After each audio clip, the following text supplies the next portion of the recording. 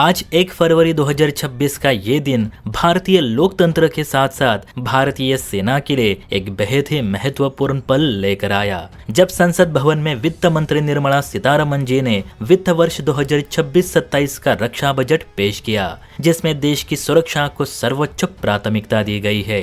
जी हाँ, सरहदों पर तैनात जवानों के जोश और आधुनिक तकनीक की मांग को देखते हुए इस बार सरकार ने रक्षा बजट में एक बार फिर बड़ा इजाफा कर दिया है। दरअसल 1 फरवरी 2026 को वित्त मंत्री निर्मला सीतारमण जी ने संसद में प्रधानमंत्री नरेंद्र मोदी और रक्षा मंत्री राजनाथ सिंह की मौजूदगी में नया रक्षा बजट पेश किया, जिसके तहत इस बार रक्षा मंत्रालय को लगभग 81.8 बिलियन डॉलर यानी भारतीय करेंसी में 7.8 लाख करोड़ रुपयों का भारी भरकम बजट आवंटित किया गया है, जो कि पिछले वित्त वर्ष यानी 2025-26 के 6.81 लाख करोड़ रुपयों की तुलना में लगभग 15% अधिक है। और आपको जानकर हैरानी होगी कि भारत का ये 82 बिलियन डॉलर का रक्षा बजट पाकिस्तान की कुल राष्ट्रीय जीडीपी का लगभग 20% के बराबर है। यानी भारत केवल सैन्य आधुनिकीकरण पर जितना खर्च करता है वो पाकिस्तान की कुल आर्थिक मात्रा का लगभग 5वां हिस्सा है।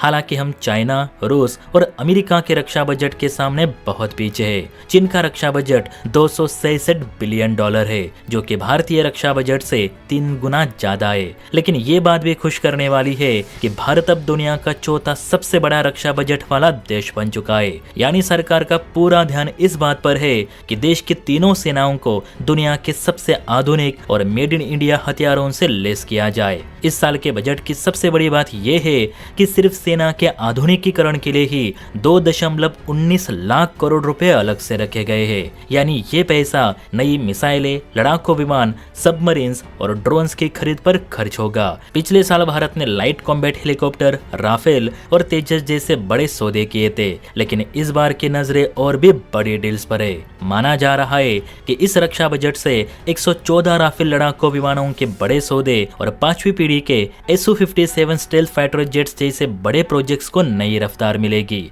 ऐसे में सरकार ने साफ कर दिया है कि वो अपनी सैन्य ताकत को बरकरार रखने के लिए किसी भी तरह की कमी नहीं छोड़ेगी। इसके साथ ही मेक इन इंडिया के तहत स्वदेशी रक्षा उत्पादन को बढ़ावा देने के लिए बजट का एक बड़ा हिस्सा भारतीय कंपनियों के लिए भी सुरक्षित रखा गया है, ताकि हम हथियारों के मामले में दुनिया पर निर्भर न रहे। फिलहाल रक्षा मंत्रालय के पास कई बड़े प्रोजेक्ट्स पाइपलाइन में है, जिनके लिए फंड जारी कर दिया गया है, जैसे कि 114 मल्टी रोल लड़ाकू विमानों का टेंडर। तो इस बजट के बाद वो तेजी से रफ्तार पकड़ सकता है, जिसमें राफेल लड़ाकू विमानों का नाम सबसे आगे है। वही 5वीं पीढ़ी के लिए Su-57 स्टेल्थ लड़ाकू विमानों पर दाव लगाकर भारत अपनी वायुसेना को दुनिया की सबसे ताकतवर सेनाओं की श्रेणी में खड़ा करना चाहता है। साथ ही समंदर में चीन की चुनौती का सामना करने के लिए भारत जर्मनी के साथ मिलकर प्रोजेक्ट 75 इंडिया के तहत नई AIP तकनीक वाली पनडुब्बियां और निगरानी के लिए हाईटेक ड्रोन्स भी खरीदने जा रहा है।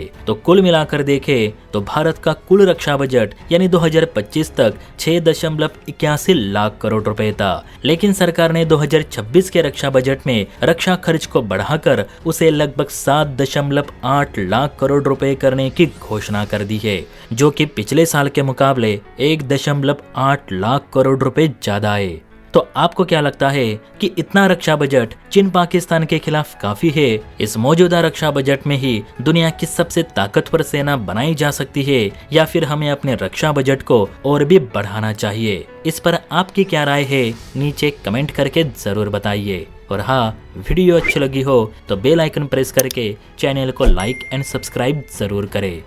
जय हिंद।